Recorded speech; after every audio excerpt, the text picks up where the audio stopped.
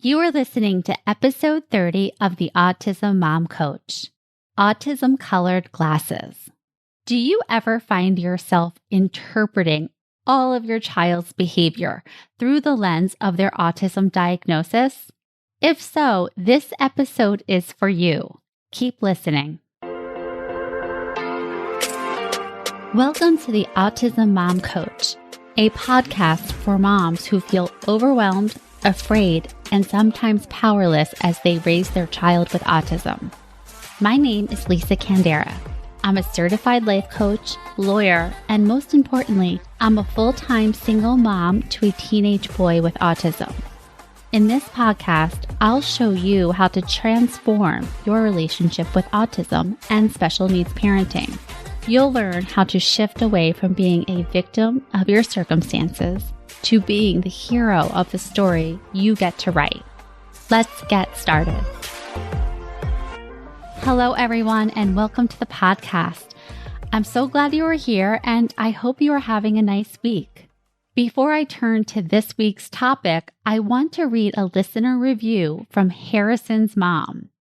She writes, I found the Autism Mom podcast one day after a tough meltdown from my 2.5-year-old son with suspected autism, which resulted in me having my own mommy meltdown. I was in the car, desperate to find anyone who was going through what I was going through. I stumbled upon Lisa's podcast and I felt like she was describing my life to a T. I can't begin to tell you how much Lisa's advice has helped me. Even though her son is much older than mine, I'm still able to find tons of tips and tricks that I can apply to my life. Some days I feel like I hear Lisa's voice in my head guiding me through the think, feel, act cycle more than I hear my own. She then says, Lisa, thank you for all you have done for us and the advice I know I will get from you in future episodes. Well, Harrison's mom, you are 100% welcome. And I am so happy to hear that you found this podcast exactly when you needed it. I have had many a meltdown in a car. And I will say, although my son is much older than your 2.5-year-old, the lessons that you are learning now, everything that you are going through now, it's like the initiation, right? And you are going to learn so much right now, and you're going to be able to fall back on these skills as your child grows.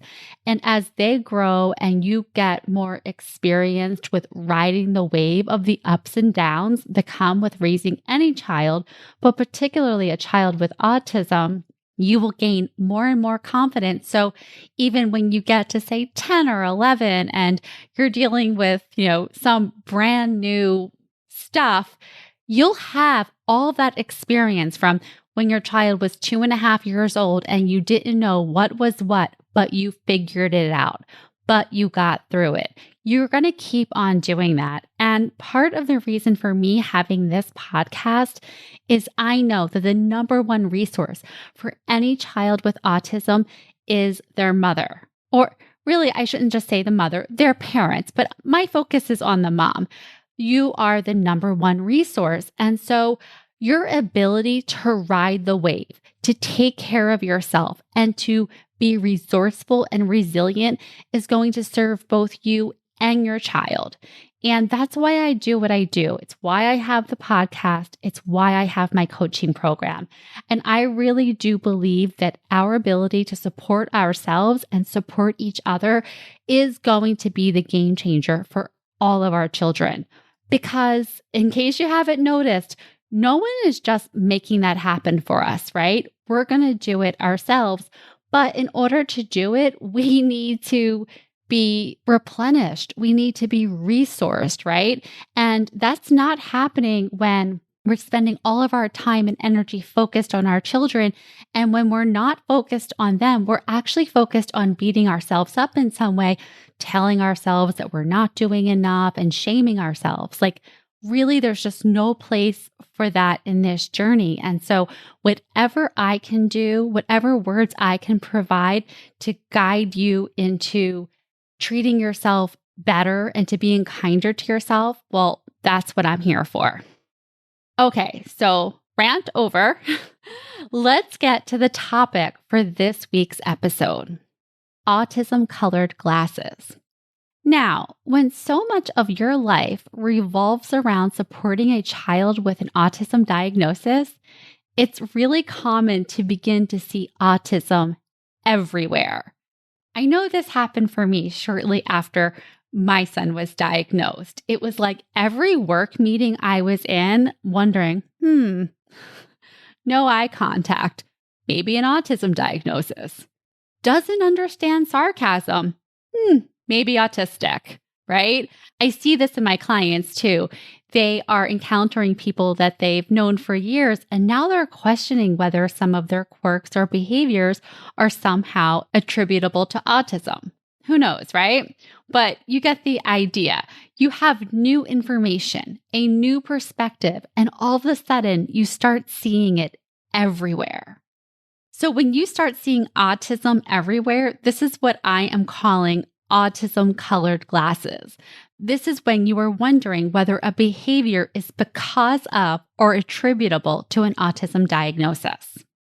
Now, I think autism-colored glasses can be amazing, especially when they lead to increased empathy, curiosity, acceptance, and understanding.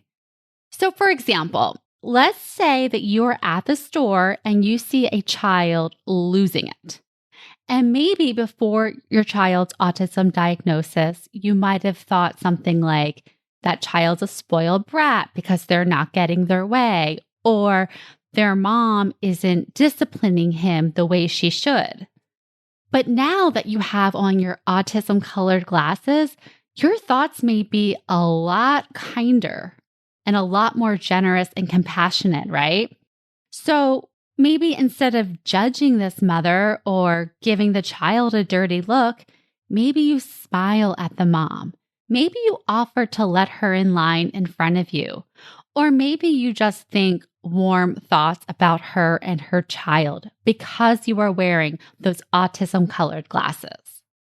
Now, of course, you don't actually know whether or not this child has autism, but the fact is, when you're wearing the autism-colored glasses, you might be showing up differently. And this is a great thing, right? If it's used to bring more, again, compassion, understanding, empathy into the world, wonderful, right? But here's the thing. I see so many examples in my life and the life of my clients where our autism-colored glasses are leading to increased anxiety and anxiety-fueled actions. This happens when we attribute all of our child's feelings and all of their actions to their autism diagnosis.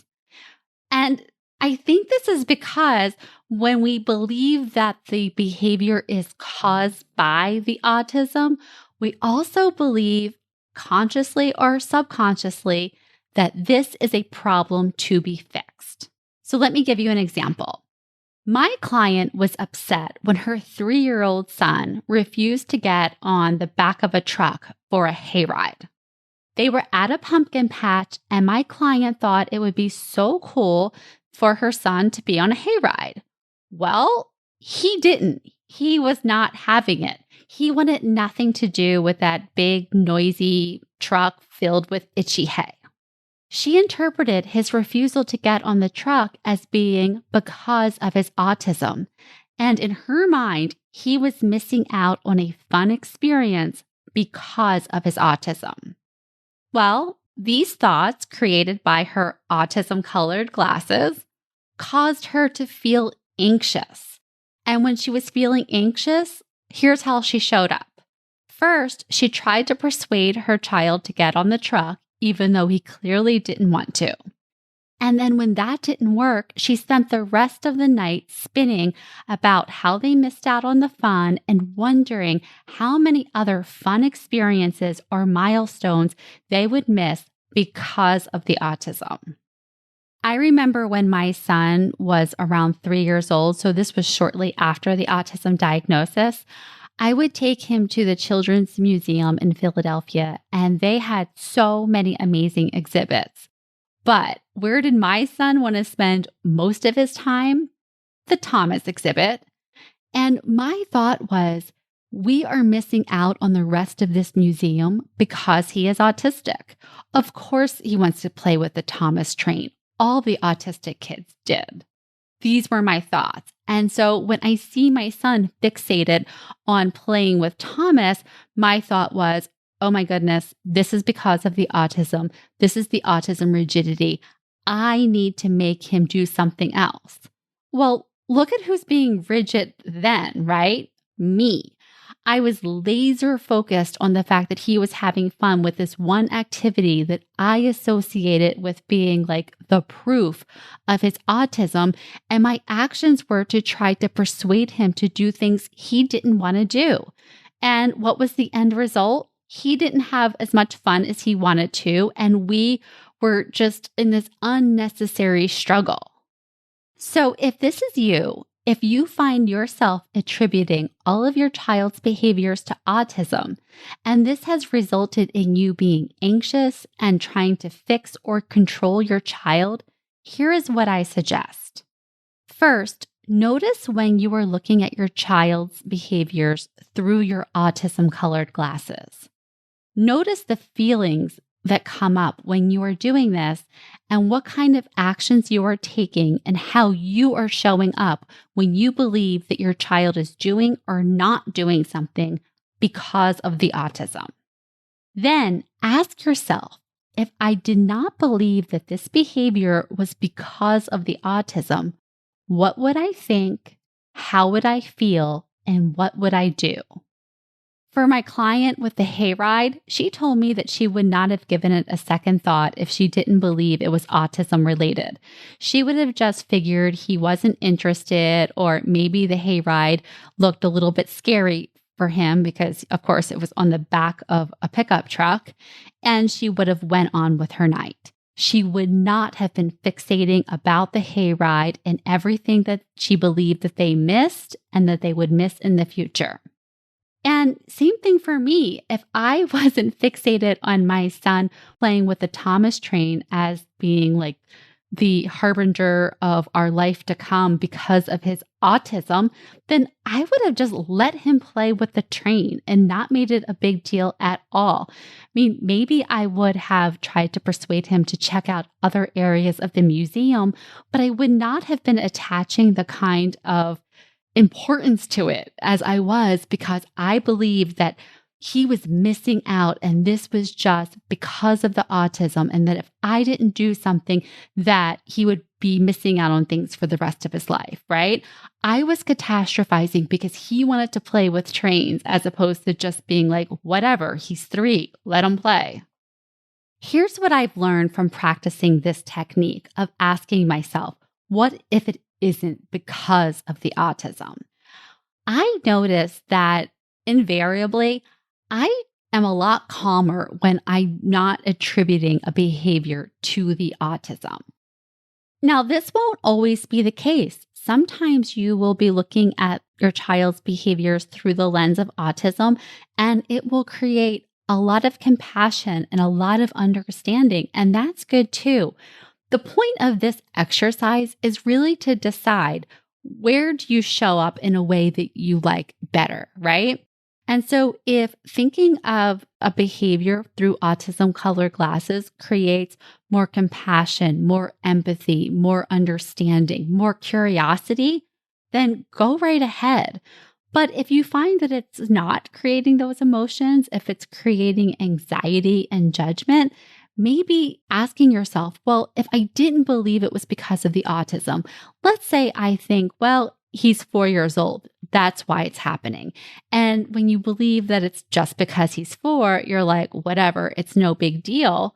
Then I feel like that's a better way to show up, right? You're not as stoked with anxiety. You can show up a lot calmer and you can model behavior that you want your child to exhibit. The point here is there is never just one way of looking at our child's behaviors. And when we're always looking at them through the lens of our autism-colored glasses, we may be missing out on the bigger picture, or we may be causing ourselves unnecessary stress and anxiety. So when we try to look at alternative views for the behavior, we give ourselves an opportunity to decide how we want to show up, because that's the point. We always get to decide how we want to show up. And so if this shift helps you in showing up in a way that is calmer, more collected, more grounded, I hope that you use it. All right, that's all I have for you this week. I hope you enjoyed this podcast episode, and I will talk to you next week. Thanks for listening to the Autism Mom Coach. If you want more information or the show notes and resources from the podcast, visit theautismmomcoach.com. See you next week.